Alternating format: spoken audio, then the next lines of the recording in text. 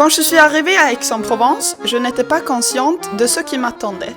Bien sûr que j'avais compris que ça allait être différent par rapport à la Suède, mais sans pouvoir le préciser. La première chose que j'ai remarquée était la manière de dire bonjour aux gens. En Suède, on préfère garder une distance pendant la première rencontre.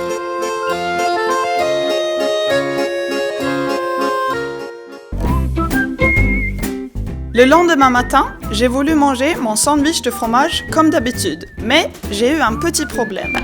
Chez chaque famille suédoise, il y a, bien sûr, un rapport de fromage.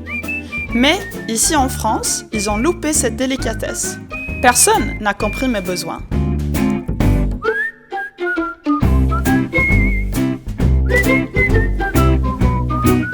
La seule solution était d'appeler ma mère qui m'a envoyé un rappeur. Une Suédoise ne négocie jamais pour son sandwich de fromage. Une autre chose qui m'a surpris, c'est les différentes mentalités sur la route. Après avoir été près de mourir plusieurs fois, j'ai pris la décision de commencer à marcher avec un casque.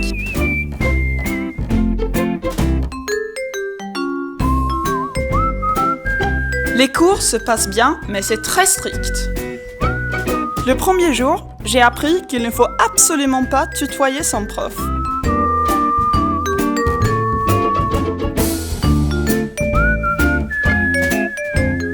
On ne tutoie pas les professeurs en France. En Suède peut-être, mais pas en France.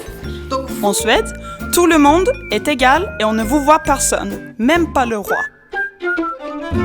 Les Français sont très sympas et gentils, mais ils fument beaucoup trop.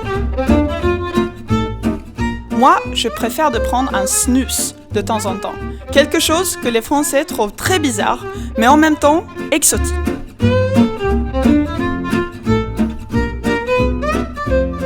Les Français adorent le pain, c'est hystérique.